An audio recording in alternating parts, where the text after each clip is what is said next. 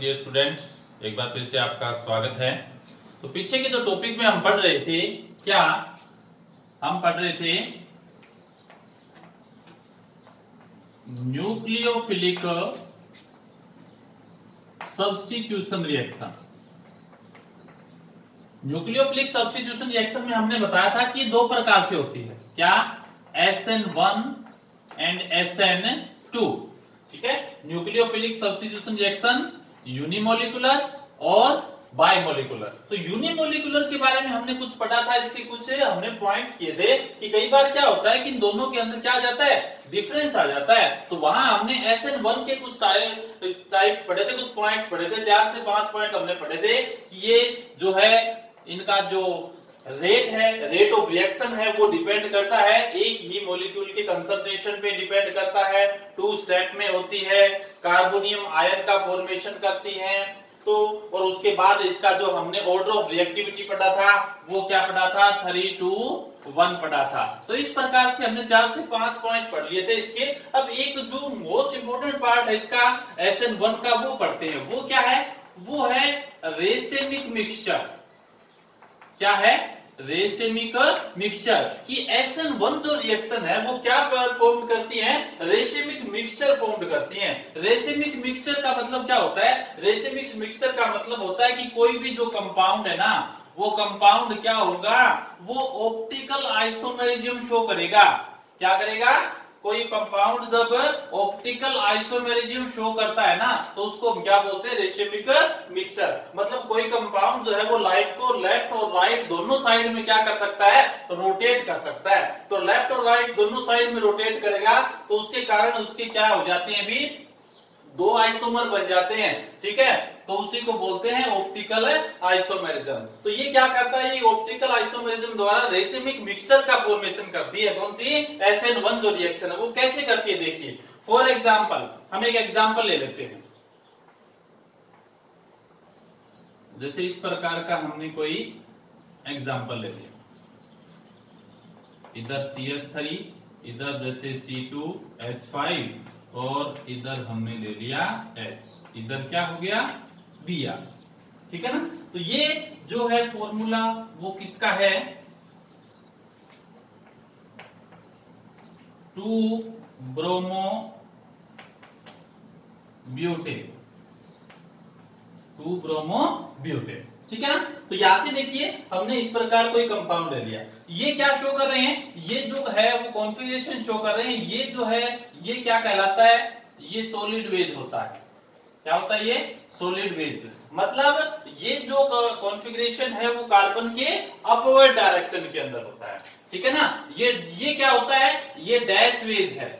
Dash veg का मतलब ये जो कॉन्फ़िगरेशन है वो कार्बन के क्या है? डाउनवर्ड डायरेक्शन में है। तो आप सिंपली आप इस प्रकार से भी इसके क्या है कॉन्फ़िगरेशन दिखा सकते हो, बॉन्डिंग दिखा सकते हो, कोई प्रॉब्लम नहीं है। ये बस हमने वैसे इसको एक थोड़ा सा इजी वे से समझने के लिए इसको हमने बता दिया कि जैसे कि SN1 रिएक्शन में किस प्रकार से ये कार्बन कैटायन बनते हैं और जो रेसेमिक मिक्सचर का फॉर्मेशन होगा वो कैसे होता है, इसलिए हमने इसको ऐसे ठोस और डैश वेज से दिखाया।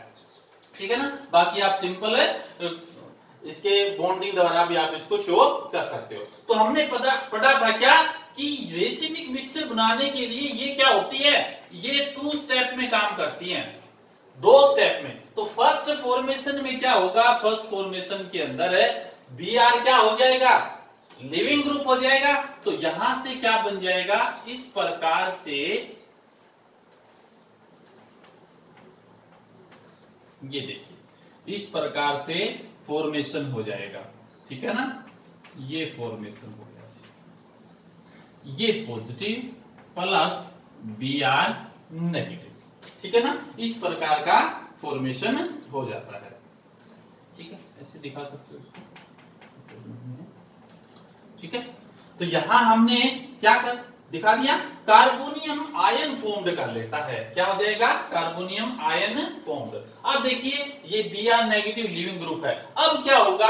अब सेकंड स्टेप में हम देखते हैं। फर्स्ट स्टेप के अंदर स्टेप फर्स्ट में क्या होता है? स्टेप फर्स्ट में कार्बोनियम आयन फॉर्म्ड होता है। तो कार्बोनियम आयन फॉर्म्ड हो गया। सेकंड स्टेप के अंदर क्या होगा कि सेकंड स्टेप के अंदर इस कार्बोनियम आयन के ऊपर हम क्या करते हैं, किसी न्यूक्लियोफिलिक का अटैक करते हैं। तो यहां हमने इस प्रकार से ये फॉर्मेशन दिखा देते हैं पॉजिटिव, ठीक है ना। अब इस कार्बोनियम आयन पे अब हम क्या करेंगे, मान लीजिए हमने OH नेगेटिव आयन का इसके ऊपर अटैक कर दिया, ठीक है ना। तो यहां से क्या होगा, OH जो नेगेटिव आयन है वो अटैक करेगा किस पे, कार्बोनियम आयन के दोनों साइड पे अटैक कर सकता है। ये इधर भी अटैक कर सकता है और इधर भी अटैक कर सकता है। इधर तो क्या है CH3, इधर क्या है C2H5, मतलब एल्किल ग्रुप है, और एल्किल जो ग्रुप है वो क्या करते हैं, स्टेरिक हिंड्रेंस क्या करते हैं भी प्रोड्यूस करते हैं, जिसके कारण इधर तो अटैक कर नहीं सकता। ये तो क्या करेगा, या तो इधर कर सकता है या फिर इस साइड कर सकता है, जहां इसको स्पेस मिलेगा अटैक उधर ही करेगा। तो यहां से ये स्टेरिक हिंड्रेंस प्रोड्यूस करेंगे, जिसके कारण OH नेगेटिव आयन है या तो इधर अटैक करेगा या इधर। तो दोनों साइड से हम इसका अटैक दिखा सकते हैं, ठीक है। तो OH इधर भी अटैक कर सकता है और OH इधर भी अटैक कर सकता है। तो मान लीजिए कि ठीक है, एक तो इस प्रकार से हमने दिखा दिया,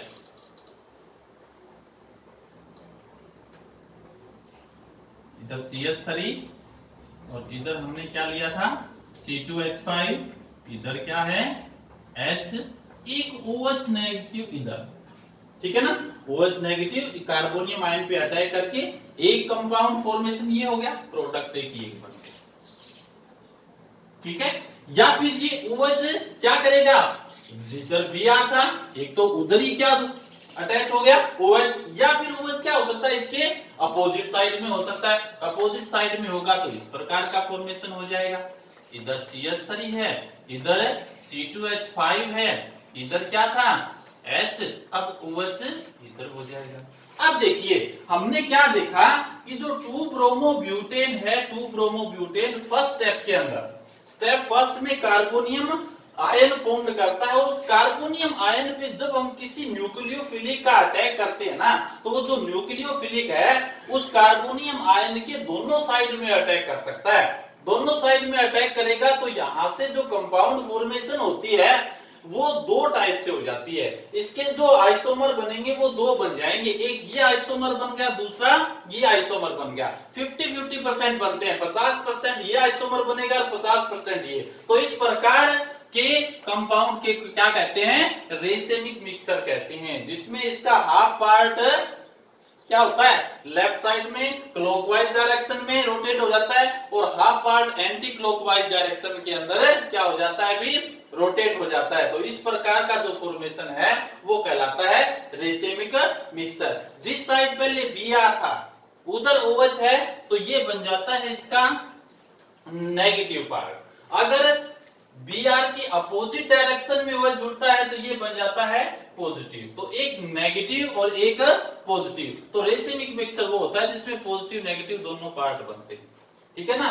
नेगेटिव जो पार्ट होता है उसको बोलते हैं लेवोरोटेटरी, और जो पॉजिटिव पार्ट होता है उसको बोलते हैं डेक्स्ट्रोरोटेटरी।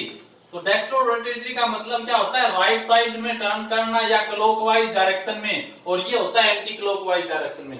तो एक ही कंपाउंड क्लॉकवाइज और एंटी क्लॉकवाइज दोनों डायरेक्शन के अंदर रोटेट कर सकता है। तो इसलिए उस प्रकार के मिक्सर को क्या बोलते हैं, रेसेमिक मिक्सर। मतलब इस कंपाउंड से दो प्रकार के आइसोमर बन गए, मिक्सर बन गए, तो उसी को क्या बोलते हैं, रेसेमिक मिक्सचर। तो पॉजिटिव नेगेटिव या इसको डीएल के द्वारा भी हम शो कर सकते हैं। तो ये था कि SN1 जो रिएक्शन है वो मोस्ट इंपोर्टेंट पार्ट इसका ये है कि ये रेसेमिक मिक्सचर का क्या करता है, भी फॉर्मेशन करता है। तो ये 5 से 6 टाइप हो गए किसके, SN1 रिएक्शन के। अब हम क्या पढ़ेंगे, अब पढ़ेंगे हम SN2 रिएक्शन। अब SN2 के बारे में पढ़ते हैं। SN1 हो गया, अब SN2 के बारे में। अब SN2 है, SN2 का मतलब ये बाइमोलिकुलर है। बाइमोलिकुलर का मतलब क्या हुआ कि सबसे पहला तो SN2 का है कि ये क्या होती है, 1 स्टेप के अंदर कंप्लीट होती है, 2 स्टेप में नहीं होती। यहां 2 है तो इसका मतलब एक स्टेप में कंप्लीट हो जाएगी। नंबर 2, नंबर 2 ये है कि यह इस रिएक्शन के अंदर जो रेट ऑफ रिएक्शन है वो डिपेंड करता है दो पदार्थों के किस पे, कंसंट्रेशन पे, एल्किल हैलाइड पे भी और न्यूक्लियोफिलिक पे। हमने SN1 में पढ़ा था कि सिर्फ एल्किल हैलाइड के ऊपर डिपेंड करता है, और SN2 जो है ना 2 लिखा हुआ ना, तो इसका मतलब इसकी जो रेट है ना वो क्या होगी, एल्किल हैलाइड और न्यूक्लियोफिलिक दोनों के ऊपर डिपेंड करेगी। तो rate of reaction is directly proportional to alkyl halide and attacking group of nucleophilic, दोनों के ऊपर डिपेंड करता है। नंबर 3 देखिए SN1 के अंदर और SN2 में हम फिर दोनों में डिफरेंस भी लिखेंगे। नंबर 3 इसका क्या करता है, ये ट्रांजिशन स्टेट फॉर्म्ड करता है। क्या करेगा, ट्रांजिशन स्टेट फॉर्म्ड करता है। ट्रांजिशन स्टेट कैसे फॉर्म करेगा, मान लीजिए ये कोई एग्जांपल हो गया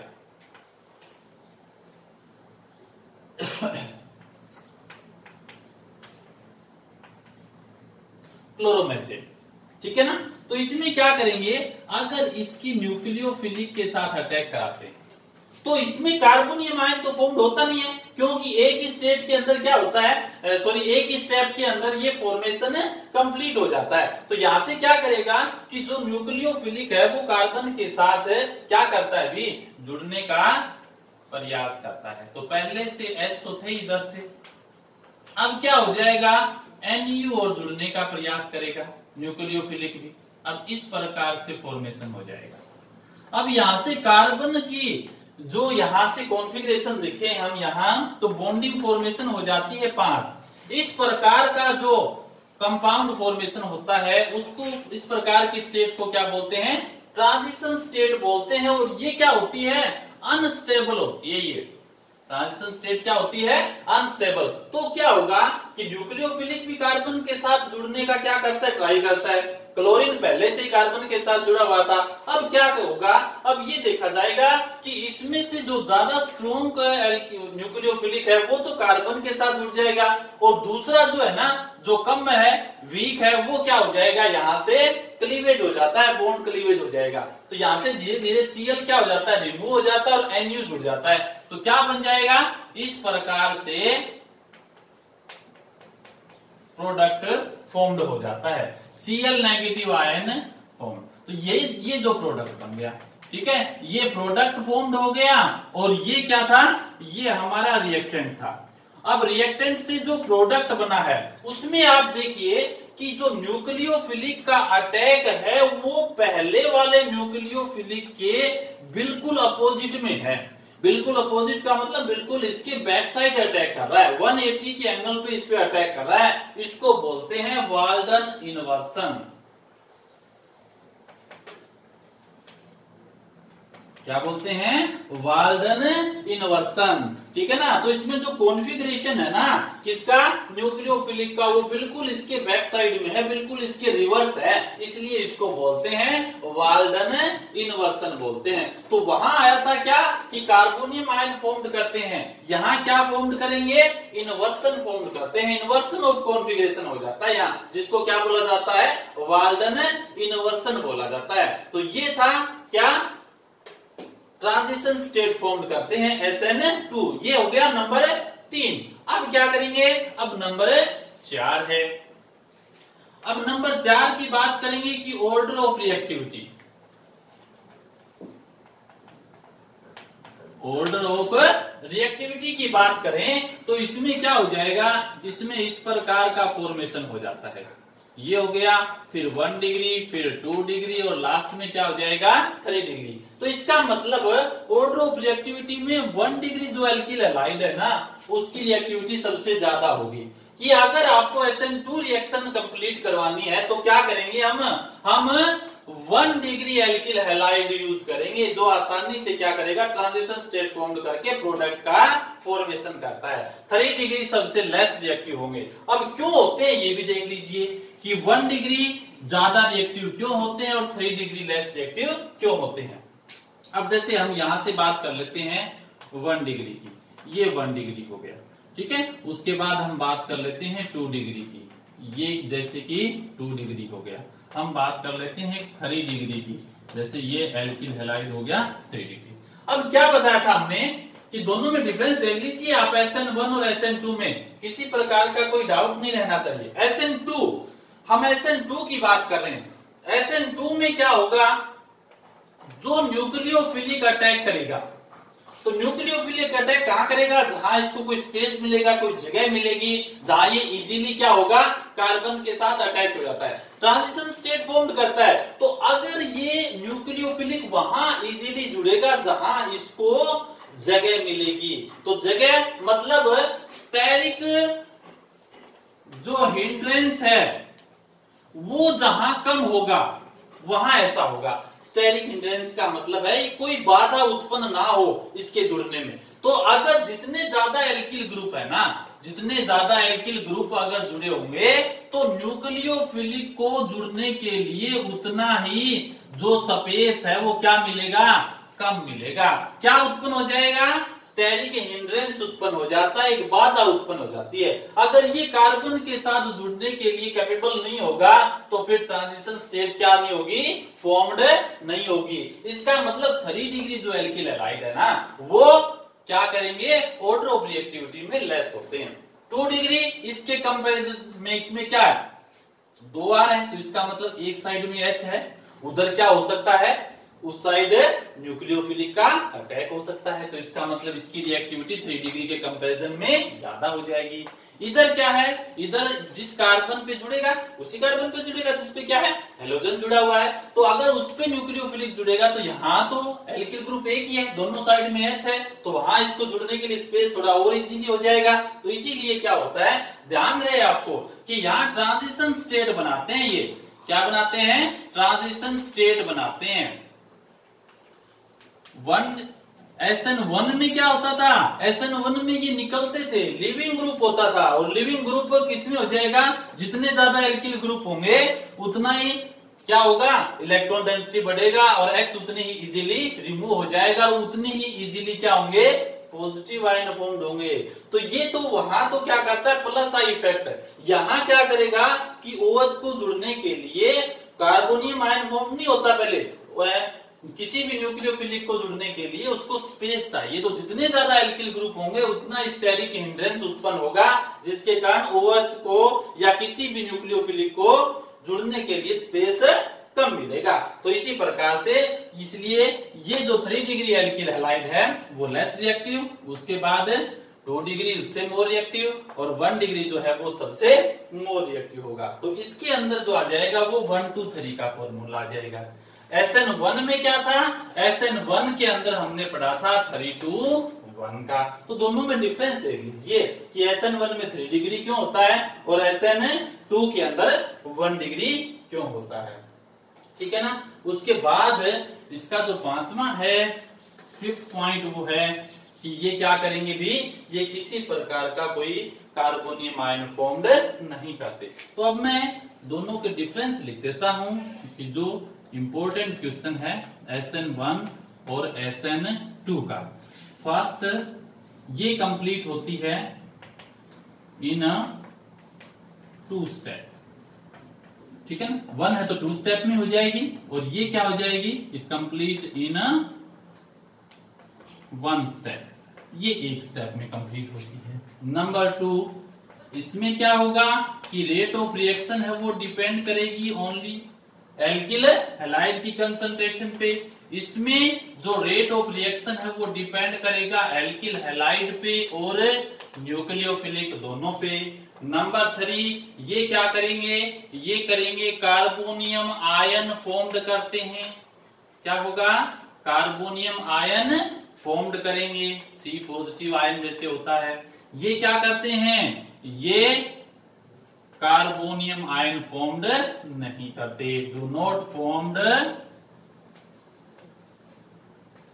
R पॉजिटिव या कार्बोनियम आयन, ठीक है। नंबर 4, इसके अंदर क्या पढ़ेंगे, order of reactivity. Order of reactivity क्या हो जाएगी, 3 to 1 हो जाएगी, और इसके अंदर क्या हो जाएगा, ऑर्डर ऑफ रिएक्टिविटी क्या हो जाएगी, 1 to 3 हो जाएगी। इसमें 3 to 1, इसमें 1 to 3। ये क्या करता है, ये फॉर्म करता है नंबर 5 रेसेमिक मिक्सचर। क्या फॉर्म करेगा? Racemic mixture. और ये क्या करता है? ये करता है ट्रांजिशन स्टेट। यहां भी कर सकते हो आप कि ट्रांजिशन स्टेट फॉर्म करता है, ठीक है, इसकी जगह से ऐसे बोल दीजिए ट्रांजिशन स्टेट फॉर्म करेगा। या फिर ये करता है कि इन्वर्सन ऑफ कॉन्फ़िगरेशन, ठीक है ना, कि वाल्डन इन्वर्सन या इन्वर्सन ऑफ कॉन्फ़िगरेशन फॉर्म करता है। तो ये हमने 5 क्या कर लिया, इनके बीच का डिफरेंस कर लिया। ये इंपॉर्टेंट क्वेश्चन है, कई बार आ जाता है कि SN1 और SN2 के अंदर आप क्या कीजिए कि डिफरेंस कीजिए। और रेसेमिक मिक्सचर का सबसे बड़ा अच्छा वो रहेगा कि जैसे हमने एग्जांपल किया था रेसेमिक मिक्सचर का, वो आप इसमें एग्जांपल लिख देंगे। और इन्वर्सन ऑफ कॉन्फ़िगरेशन जो हमने किया था, या जो ट्रांजिशन स्टेट वाला एग्जांपल हमने किया था, वो हम यहाँ एग्जांपल दिखा देंगे। तो 2 नंबर का क्वेश्चन आता है। अगर इस प्रकार से आप 2 नंबर के क्वेश्चन के अंदर इस प्रकार के 5 पॉइंट और विद एग्जांपल लिख देंगे तो 2 के 2 नंबर आपके क्या हो जाते हैं? कंप्लीट। तो ये था SN1 और SN2 रिएक्शन के अंदर डिफरेंस।